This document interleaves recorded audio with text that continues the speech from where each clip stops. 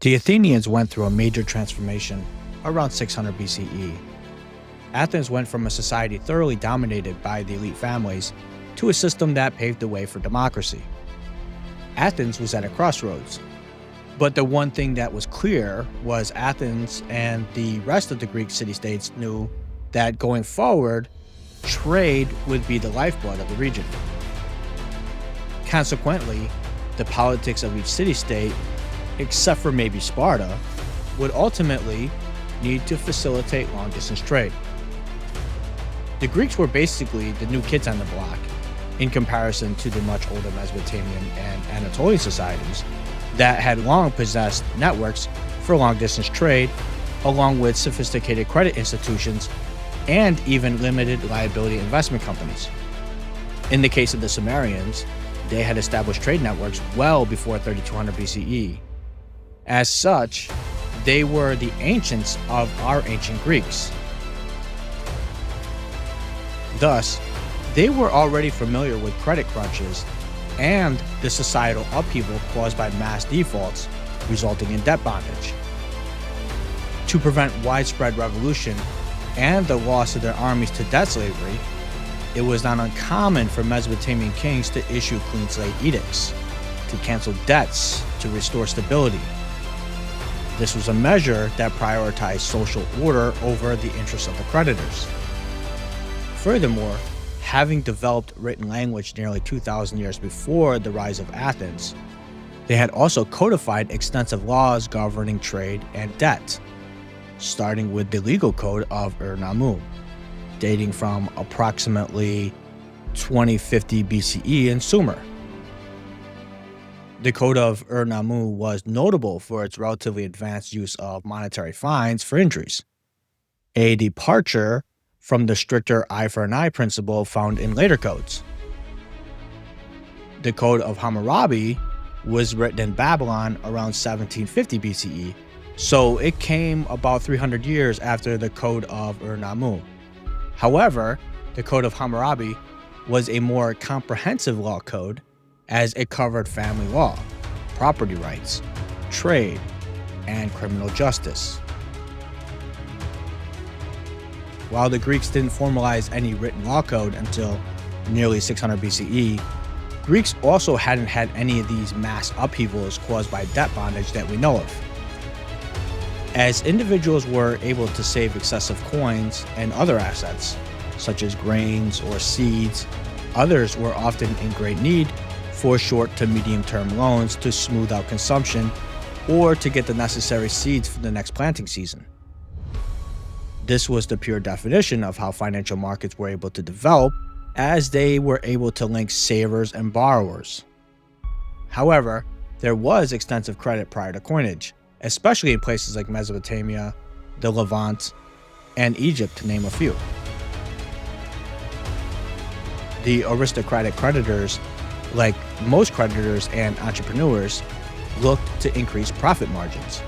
It became clear to the debtors that the creditors were increasingly using tactics to squeeze them to raise revenues. Eventually, the debtor class was fed up and disputed many of their maneuvers and fees. Naturally, these clashes between the debtors and the creditors led to macro-level credit risks and market instability. Problems were made worse by the fact that the Greeks really didn't have any established contract or property law to adjudicate these concerns, because contracts were done to adhere to normal customs and not break any taboos. As such, a debt crisis was growing. The aristocrat Solon accused them of being greedy to the point that they would never reform their business practices. However, it appears that he didn't necessarily have the ability or want to contain their greed at the time. This would be nothing new in the ancient world. Around 2350 BCE, the king of the city-state Lagash came to the throne at the end of a period of significant internal crisis brought on because the priesthood and the ruling elites, including the previous king, became corrupt. They were accused of seizing property, imposing excessive taxes and fees on everything from burials to divorce, and using forced labor. they charged excessive fees and interest on debt. So much so that it effectively enslaved much of the civilian population through debt and exploitation. The new king to Lagash canceled debts through clean slate programs and restored seized land to the people. He abolished many of these excessive fees and taxes. He issued proclamations to protect the vulnerable, like widows and orphans, from exploitation by the powerful. The Greeks were a lot like the early Sumerians in their political and cultural organization, but there were significant distinctions. While both were organized into independent city-states and developed complex social structures, their key differences were in political systems, geography, and cultural details set them apart. The various Greek city-states shared religion that revered a pantheon of gods, and they participated in pan-Hellenic events like the Olympic Games. Despite these shared cultural ideas and customs, Greece was not a single unified country until modern times.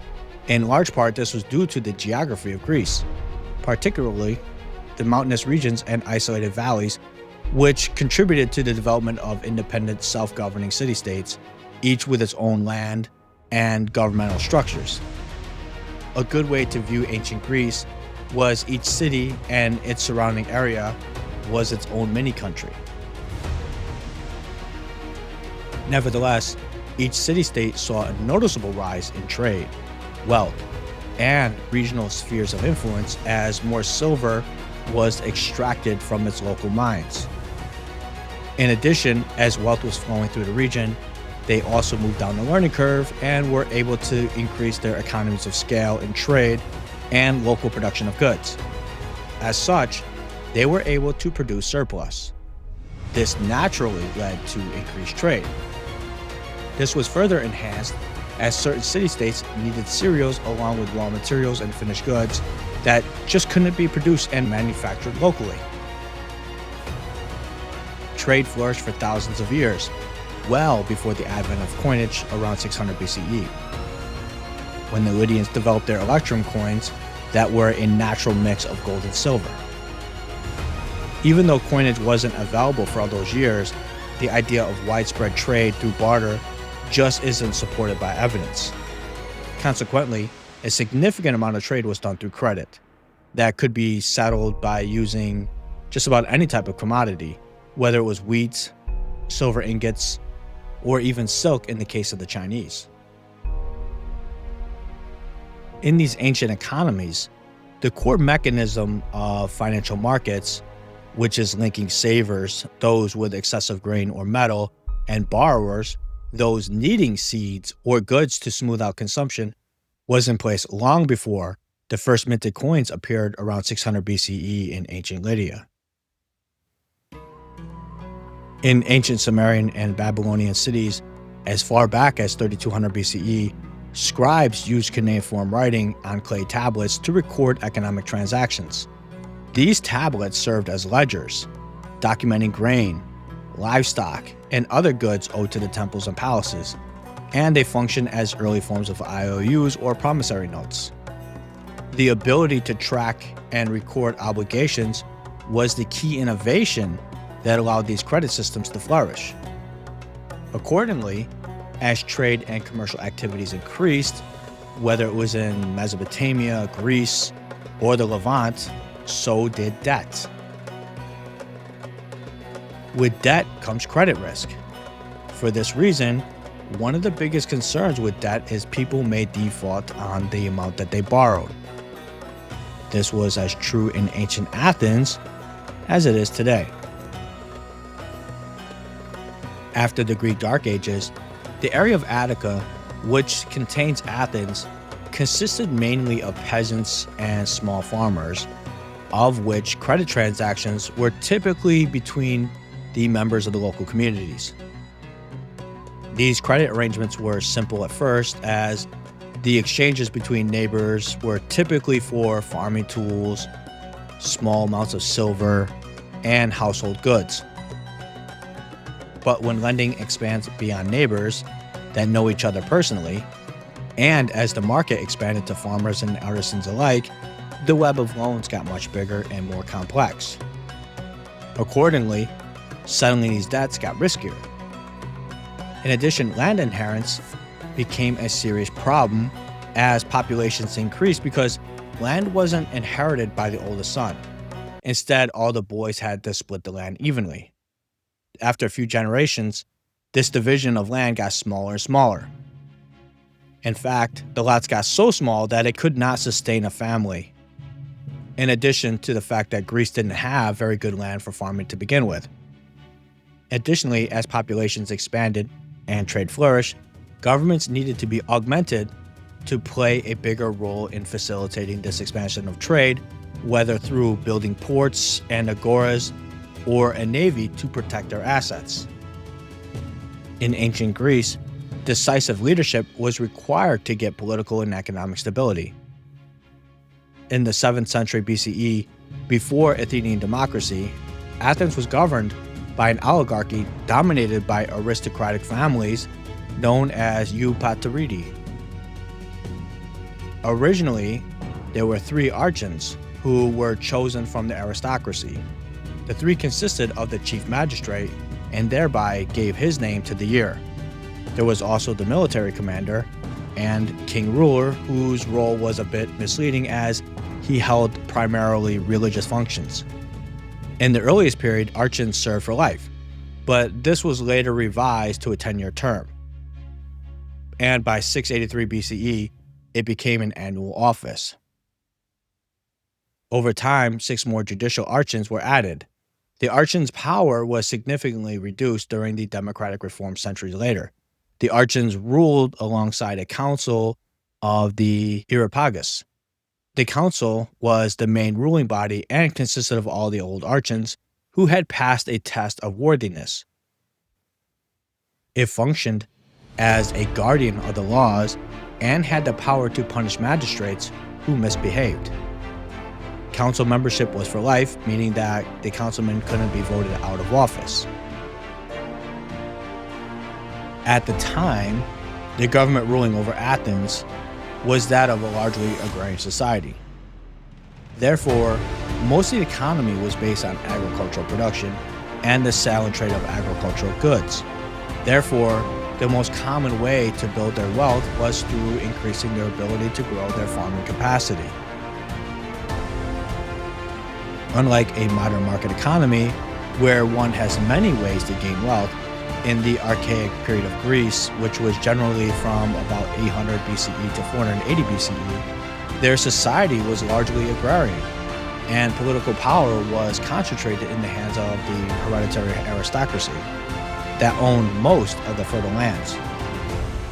Therefore, wealth was often measured by the person's agricultural production capacity, along with their ability to control the surplus produced by laborers and the slaves that worked the land. This system of extreme wealth concentration led to social tensions between the landowners and the peasantry, which eventually prompted reforms in cities like Athens. While most of the economy was agrarian, other factors like trade, craftsmanship, and resource extraction also contributed to accumulating wealth. But the old aristocratic way was to build wealth through land accumulation.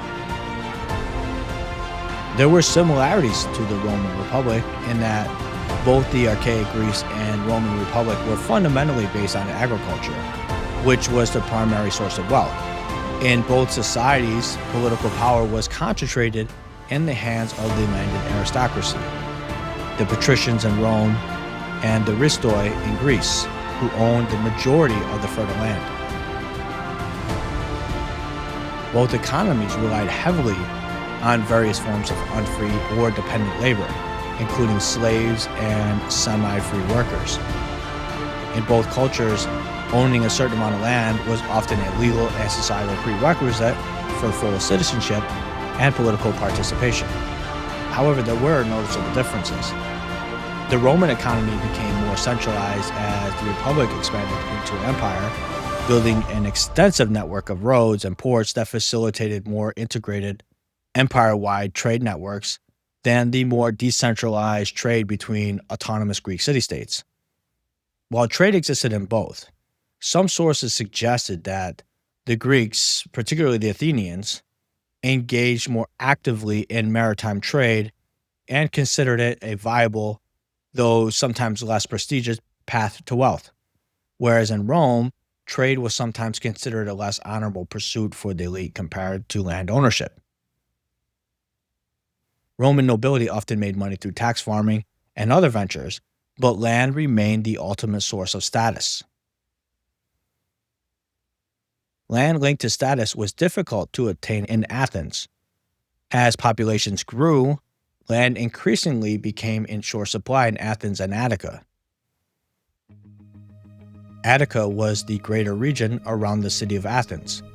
This lack of land was the result of Greece slowly recovering after the late Bronze Age collapse. Then, as the region stabilized, the Greek city-states were experiencing a population boom. The city of Athens itself more than doubled to 20,000 people between 700 and 500 BCE. It wasn't Athens, but instead it was Corinth that solved the problem with increasing populations, but limited land by establishing colonies. As such, Corinth took a step further by mandating that a portion of the population had to go to the new lands. The Athenians, on the other hand, had no such stipulation. Athens at one point was governed by the laws of Draco. The code was enacted around 621 BCE. This code was significant because, for the first time, laws were publicly displayed on wooden tablets and accessible to all literate citizens, which reduced the arbitrary application of customary laws. Before this, the laws were unwritten and administered by the aristocratic archons, often to the disadvantage of the poorer classes. I know it's shocking that the poor were disproportionately hurt by legal codes, but by making the laws public, Draco ensured that the people knew their legal rights and obligations, which was a step towards legal transparency. A major purpose of the written law code was to replace the family-driven system of blood feuds with state-administered justice. Draco's homicide law, which survived after the rest of the code was repealed, explicitly established the state's role in prosecuting murder cases and introduced the distinction between intentional and unintentional homicide. While later sources, such as Plutarch's portrayal of Draco's laws as having the death penalty for nearly all crimes, is likely an exaggeration. The severity of these laws is likely the source of the modern word draconian, but the characterization that death was the punishment for nearly every crime is an oversimplification. Despite their harshness, the laws were a landmark development. In addition to distinguishing between types of homicide, the code restricted the right of the family members to take personal revenge. This provided a crucial foundation for the later Athenian legal system. These upgraded legal codes came into effect just as coinage was being developed. The very first coins appeared in the Kingdom of Lydia, located in western Anatolia around 600 BCE. Initially, these coins were most likely micro ingots that were originally electrum metals, which were a naturally occurring mix of silver and gold. A good way to understand what these looked like, they may have had the appearance of nuggets that were traded. So don't think of them as the standard traditional round-looking coin that you would think of. These electrum micro ingots became known as the world's first coins. They were initially produced by pouring a molten metal onto a plate. Over the years, this evolved into pouring the metal into a mold and creating blank discs that were called flans. Once these blank discs were cooled, they would be struck with their symbol by a hammer, which allowed the user to know the origin of the coin. They weren't very sophisticated at first, as they were just basic round shapes of metal with basic stamps. However, by making these coins a standardized size and weight, and by stamping them with an insignia that confirmed their worth even to the illiterates, the kings of Lydia exponentially expanded the possibilities of trade into and out of their kingdom. So therefore, one did not need to be able to work a scale, or even own or possess a scale to buy anything in the market. And as a result, commerce was allowed to proceed much more efficiently and honestly. But more importantly, Lydian coins served as the model for virtually all subsequent coinage everywhere. The first iteration of coins was made from electrum, an alloy of approximately 55% gold and 45% silver, and a tiny amount of copper. The copper additives were designed to give the coins more durability. What other states realized was that their coins were portable, hard to counterfeit, and had some kind of value, whether inherently or by decree established by the government for trade. With standardized weights, coins eliminated the time-consuming and annoying problem of weighing and verifying their content. This quickly allowed them to become a universally accepted means of trade. Like all the ancient coins that came after it, these coins represented units of weight rather than a specific monetary value. As such, the word stater meant that which balances the scales in ancient Greece. Other modern English words for money came from the Latin word monere, which means informing, to announce the value of the metal weight of a coin. One of the biggest reasons why the Greeks picked up the idea of minting coins was because they had a great relationship with their Lydian neighbors. They shared many cultural ideas, including religious ideas, and then as the Lydians developed coinage, the Greeks quickly adopted it. The first Greek coins appeared in Aegina in 600 BCE. The rise of the local Ionian Greek coinage meant competition for the Lydians, especially due to the fact that they were using pure silver, meaning that the people that accepted the coins knew precisely the metal makeup, unlike the electrum coins. So in foreign trade, Lydian kings couldn't benefit from the full value of the electrum coins. In other words, they would have taken a negative spread once the electrum coins reached another kingdom. Thus, foreign merchants underestimated the unknowable gold content of the electrum. Coins with the inconsistent pale yellow color of electrum were downgraded as silver by neglecting the gold portion in the alloy. Merchants instead weighed Lydian electrum coins and compared their value to Greek silver coins or fine silver ounces. Coinage spread to Aegina, famous for its turtle coins, and then from there to the colonies and other cities in Asia Minor. From there, these coins spread across the mainland, into cities such as Corinth and Athens. By the 5th century BCE, coins were standard across the Greek world, becoming essential in trade, warfare payments, and civic identity. The accumulation of coinage led to the development of banks. Banking operations had been around for millennia by this point, as Sumer had developed their version of banking a few thousand years prior. In Sumer, these banks were operated out of the temple complexes because this was where the people stored their valuables.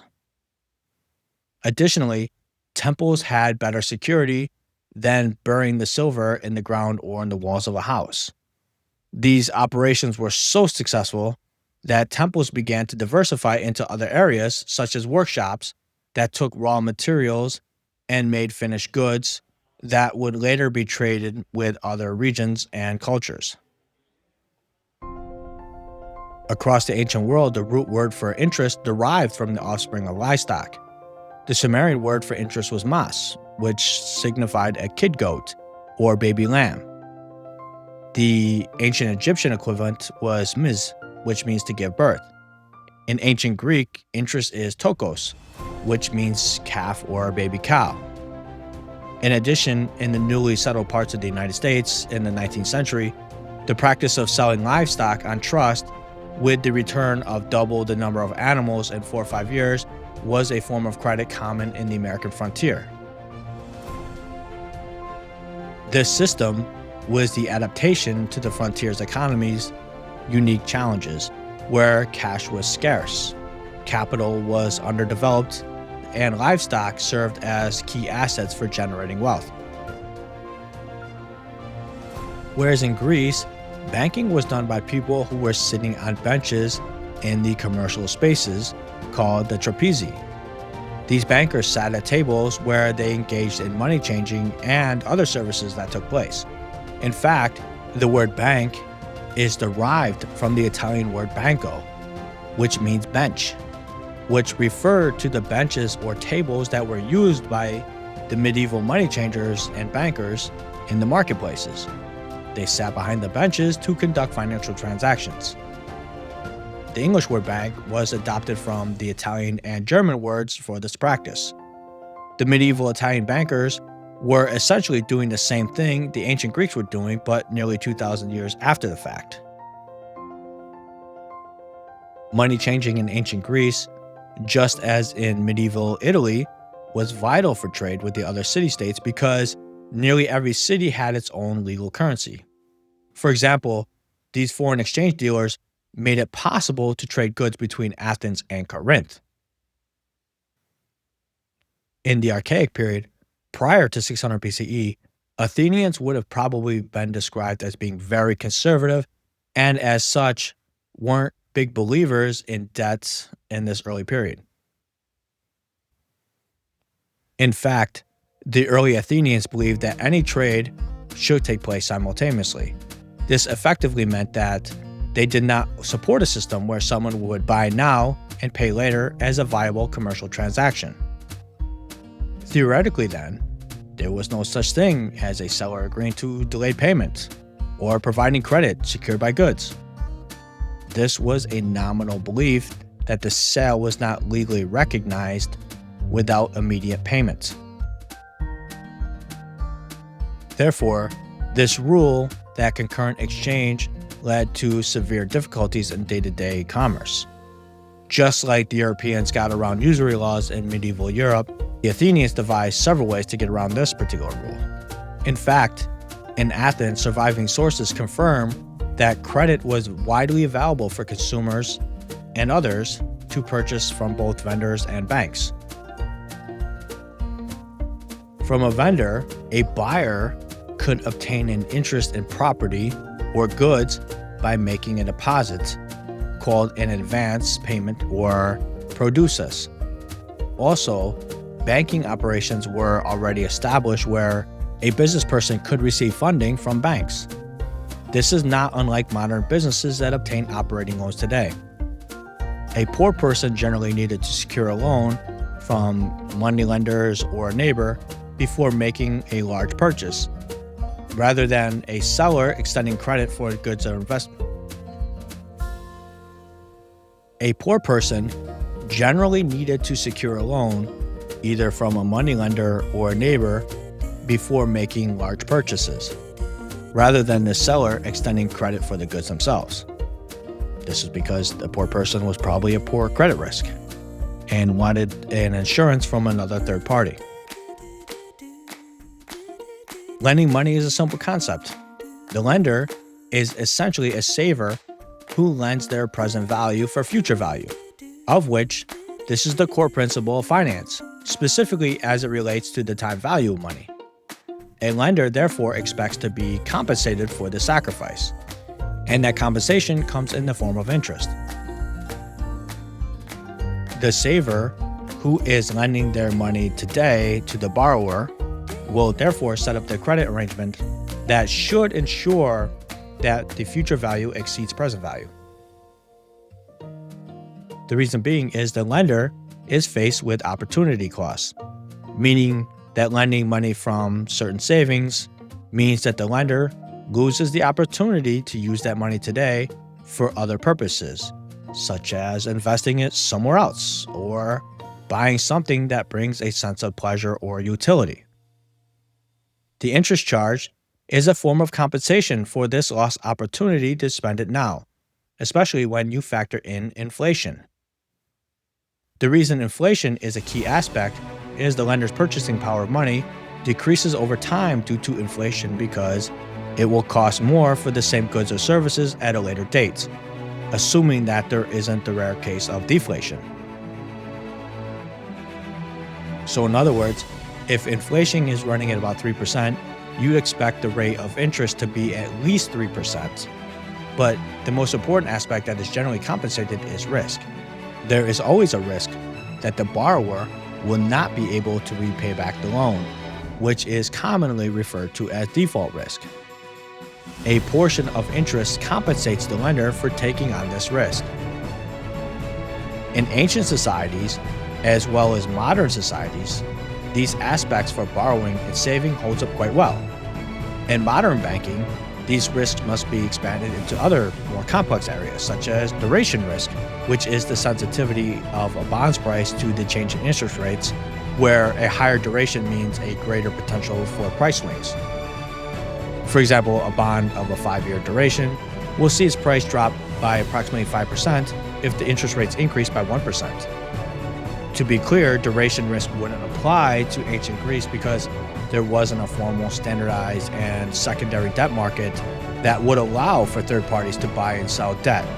Unlike Mesopotamian markets, and even then, there really wasn't long-term contracts over 5 years, and interest rates were much more stable as they generally came from the king, not market forces. But there was instances of loans that were bought and sold in Mesopotamia that were quite low and comparable to modern interest rates that were not directed by the local king.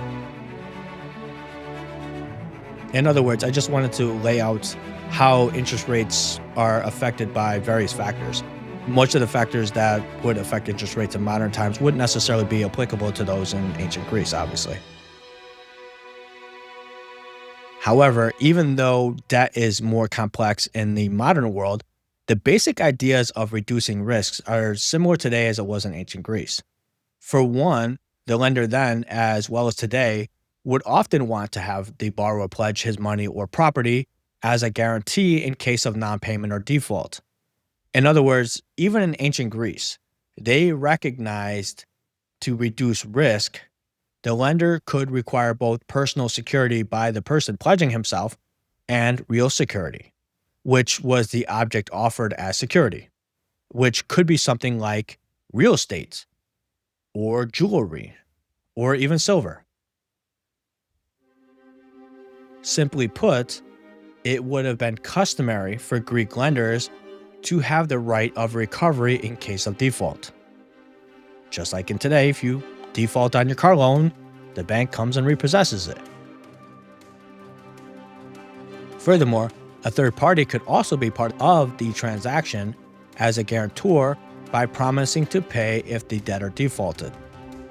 This triangular relationship or tri-party agreement was common in private and public finance, and it provided a form of personal security for the creditors.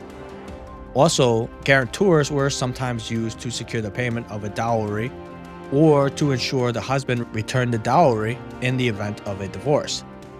Additionally, third parties sometimes served as guarantors to ensure the payment of a judgment debt or to secure a settlement reached in an arbitration agreement. Usually, the use of the third party wasn't used in complex business deals. It was commonly used for family and or friends. Additionally, if the debtor retained the property of the pledged item, that also generates revenue. The debtor could be entitled to that revenue stream as a means to pay the debt. The debtor was entitled to the return of the ownership of the item after the debt was satisfied. But if the debtor failed to pay, the creditor retained ownership and got to take possession, regardless of the size of the debt compared to the value of the property.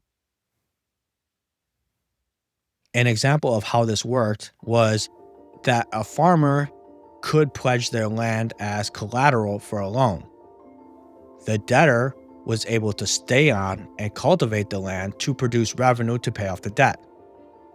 the farmer was required to pay 1/6 of the land's produce or revenue to the creditor.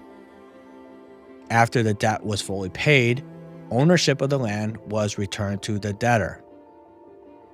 If the debtor failed to repay the loan, the creditor permanently retained ownership and took possession of the land, regardless of its value compared to that of the original loan. But this arrangement could get even worse for the debtor in the case of default, because if the debt grew to exceed the value of the farmer's assets, what today would be called being underwater, the farmer and the family would be sold into slavery to repay the debt. In ancient Greece, the landowning class was the primary source of hoplite soldiers, who were the heavily armed infantry that formed the backbone of the military. Consequently, this could turn into a national security issue because the landowners were expected to be soldiers when called upon. What happens if too many former landowners fall into debt bondage and can't serve when needed to protect their lands if they were invaded by another Greek city-state? In ancient Sumer, in the city of Lagash, there was the major economic and social instability caused by debt bondage sometime around 2400 or 2300 BCE.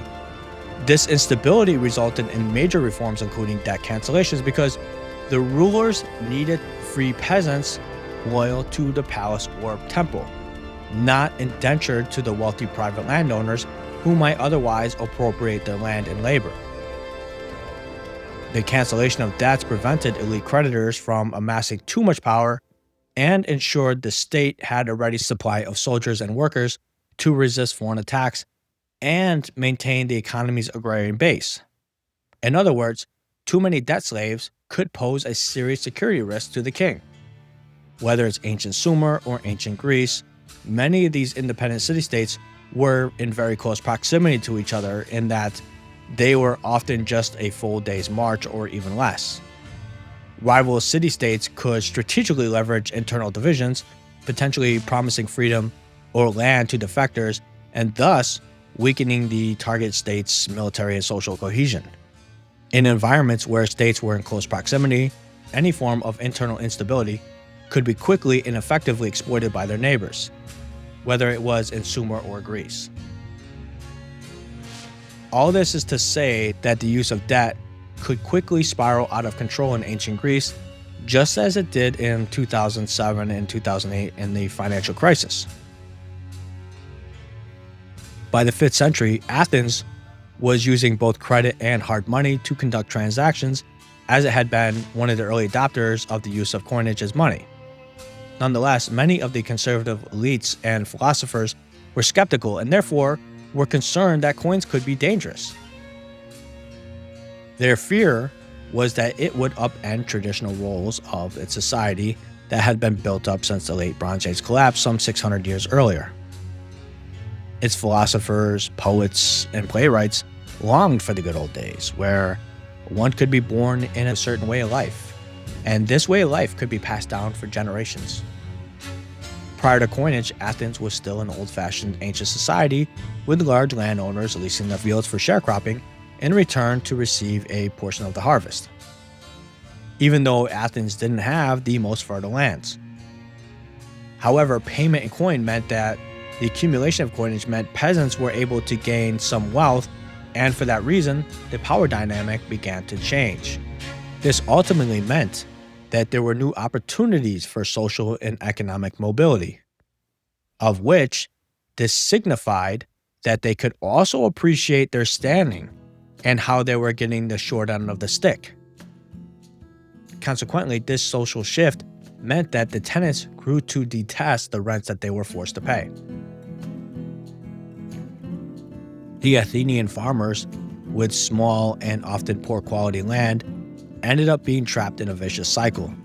As land became scarcer, their harvest grew more meager, leaving them without the funds to plant for the next year's harvest. To survive, they had to borrow money from the wealthy landowners, the very class that prospered despite the general hardship. The cruel twist in ancient Athens was the collateral for these loans, which was the farmer's land itself. The system that emerged risked the one asset that could secure these poor farmers' future. The real danger came in when the farmer had consecutive years with poor harvests. This implied that the wealthy landowners were able to foreclose the debtor's land. This caused the original owners to enter the unescapable lifestyle of serfdom, of which they had become the serfs on their own land. They could take what food they needed to feed themselves, but couldn't sell any surplus and make their own money. Consequently, these former landowners became trapped in a vicious cycle of poverty. Furthermore, as time went on, Athenian farmland slowly concentrated in the hands of the wealthy. As part of this economic system, if a poor tenant farmer were able to generate surplus, they could technically sell their excess crops, but before they had the opportunity, they had to pay rent to the landowners. If they had an inadequate harvest, they would not have been able to pay their rent to the landlord. Thus, they were made into debt slaves. These indentured servants multiplied over the years.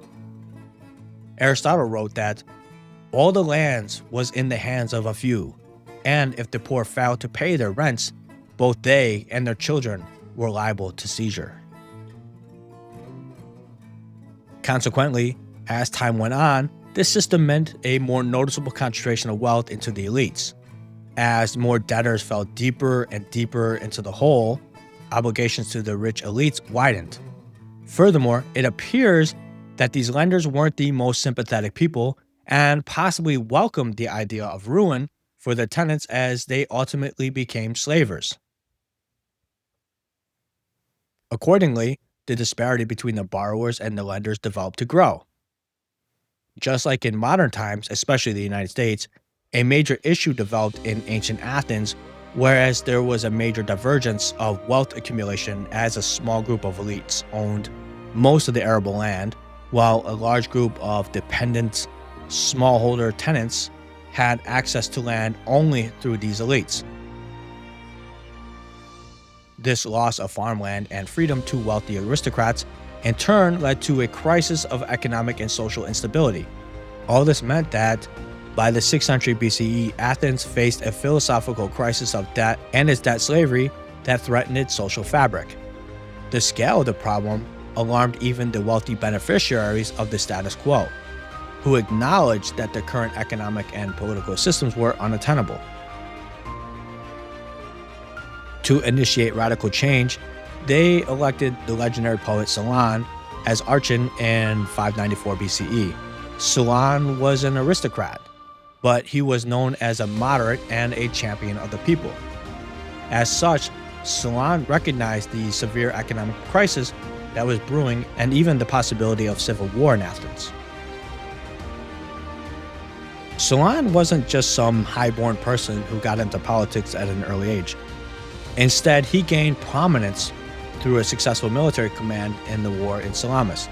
He had a reputation as a genuine, moderate man of noble birth, but moderate wealth that led to his selection. He appeared to be a man of great integrity who disavowed tyrants and believed in the rule of law.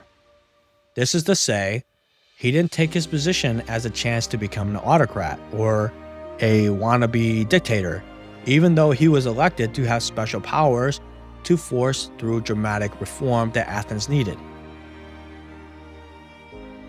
In a radical departure from tradition, Solon organized the Athenian society into wealth-based classes. This replaced the old system of hereditary rank with one that apportioned political influence based on the citizens' concrete economic contribution to the city-state. As such, Solon established 4 classes based on wealth. The first class was that of the highest income. The second class would be the hippies, that were the ancient version of their knights. So it would be like the equestrian class in Rome. The Zagitai, which were the hoplites, which would be the third class. And the last class, being the lowest class, would be the Thetes, which was the fourth class. The highest class had the exclusive right to hold highest office, such as archon. while the hippies, or the second class, or the equestrian class, if you want to compare it to Rome, were the knights that could serve in the cavalry and hold lesser political office. The Zagutai were put in the third bucket, as they were wealthy enough to have a yoke of oxen. This was a critical economic advantage, as extra labor power allowed them to cultivate larger surpluses and profit from them. This extra profit allowed them to equip themselves as hoplites, which were the Greek heavy infantry. While the lowest class, the thetes, were the landless laborers, remained politically limited, as they could participate in the assembly and courts but not hold office. Despite their limited social mobility and political influence, they were probably the most affected class of people, as they were now protected from debt slavery. In summary, Solon's system made wealth, rather than noble birth, the primary deterrent of a citizen's rights and responsibilities. His election was due in large part because of the radical changes that were occurring in Athens after years of wealth concentration. So, as previously mentioned, Solon, who lived from 630 to 560 BCE, he was elected as the chief magistrate in 594, of which he enacted social reforms known as shaking off the burdens, where he canceled debts. Therefore, evidence suggests that Solon may have been aware of the West Asian tradition of debt reforms and clean slate programs, which included the spirit of the Lagash uprising. However, he would not have known about the specific case of the king of Lagash as we understand it today. Nevertheless, Solon enacted his own reforms in Athens around 594 BCE. That's a gap of over 1700 years, meaning the people of Lagash were his ancients. And also, let's not forget that we know about Lagash now because of centuries of doing archaeological digs and really having a better understanding of how to look for evidence of ancient societies. However, during Solon's time, that just wouldn't have been the case. So to be clear, he may not have known about Lagash directly, but clean slates were a well-established royal policy in Mesopotamia for at least 1700 years by this point. Kings in Babylon and Assyria periodically issued such decrees, often at the beginning of their reigns, to restore economic order and gain popular support, because even though they were kings, they still needed to keep the people happy. They were still politicians in the end, if you think about it. The concept of a ruler canceling debts to prevent social collapse is a powerful and practical idea. This concept would have easily traveled along trade routes through stories, merchant reports, and discussions among intellectuals. A savvy statesman like Solon, who according to tradition traveled extensively, he would have been very keenly interested in how other societies managed crises of debts and inequality. However, these clean slate programs were not a blanket debt forgiveness program, as commercial debt was exempt. These edicts canceled non-commercial debts, which were typically subsistent loans owed by farmers and commoners to the palace, temples, and wealthy lenders. This was done to prevent widespread debt bondage and maintain the peasant class who served as soldiers and laborers. Debts among merchants, however, were left untouched to protect the integrity of commerce. Additionally, the clean slate programs were temporary resets, not permanent fixes. While debt was cleared, the underlying economic system that allowed for accumulation of debt remained. Interest rates were still legal, so the process of indebtedness would begin again until the next royal edict was proclaimed. This led creditors to develop workarounds to protect their assets from future cancellations. Also, these policies were most likely politically motivated, not purely for social justice. Rulers proclaimed that these decrees were primarily to preserve royal power and the stability of the state. Canceling the debt of the commoners ensured that they continued to pay taxes and serve in the army, preventing a powerful financial oligarchy from challenging the king. While debt slaves were released, other forms of slavery, such as those involving war captives, were not affected. Lastly, it appears that after approximately 1400 BCE, debt cancellation edicts in Mesopotamia ceased. This led to a period where inequality grew, debt enslavement became institutionalized, and land was monopolized by large private owners, contributing to a dark age with widespread social conflict. And it was just a few hundred years after the fact, sometime around 1200 BCE, that much of the Near East and Greece experienced the late Bronze Age collapse that was brought on by the invasion of the Sea Peoples, of which to this day no one really knows where they came from. But they were very destructive and even caused the mighty Assyrian Empire to whittle down. Solon himself clearly referenced this Eastern tradition in his poetry. He described his own reform of canceling debts or shaking off the burdens. He wrote that he had removed the debt markers stuck in the land and brought back to Athens many who had been sold into slavery abroad.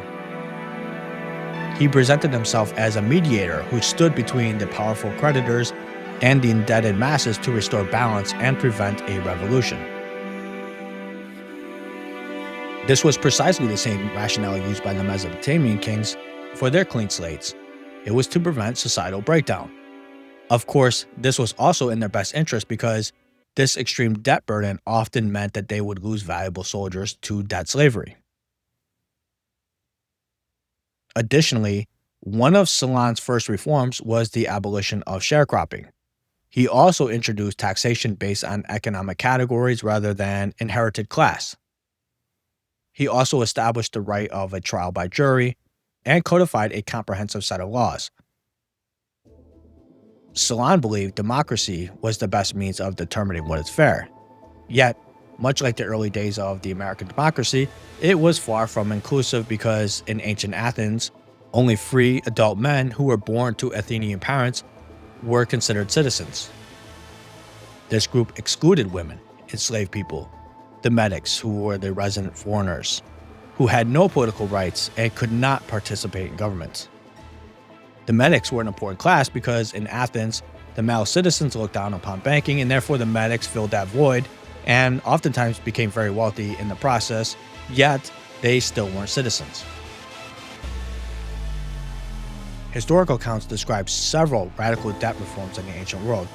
In the 6th century BCE, the democratic government of Megara reportedly outlawed interest-bearing debts and compelled creditors to refund collected interest. While Greek sources treated this as an extreme populist measure, modern historians debate its historicity, suggesting it may have been a later anti-democratic propaganda. Similar measures included the debt cancellations instituted by Spartan kings in the 3rd century BCE as part of a broader state reform, and the Roman policy of new accounts. Furthermore, Rome abolished its system of debt bondage known as nexum in 326 BCE. Solon of Athens showed a real suspicion towards money and wealth concentration, though he wasn't opposed to trade or commerce itself. Solon's surviving poems often warned against the dangers of excessive wealth and unchecked greed, suggesting that riches easily led to injustice, hubris, and civic friction. He believed that the balance and control mattered more than hoarding wealth. He supported trade, but with limits. Solon encouraged olive oil exports and sought to strengthen Athenian commerce, so he wasn't necessarily anti-money in a practical sense. Instead, he was skeptical of wealth when it was gained or used unjustly, particularly when it deepened inequality. Although the Greeks quickly adopted coinage after its invention by the Lydians, some of their more influential thinkers viewed money with caution. Solon, in particular, stressed that money was useful as a common measure of value, not just in trade or administration, but across the whole economy. Yet, he warned that financial obligations had to remain fair, and only through democratic processes could such fairness be secured. For Solon, true equality required laws that were openly debated and formally codified. Solon's reforms helped alleviate social tensions and instability. He also reformed the government by creating a new political class system based on wealth, which allowed more citizens to participate in government and laid the foundations for future Athenian democracy.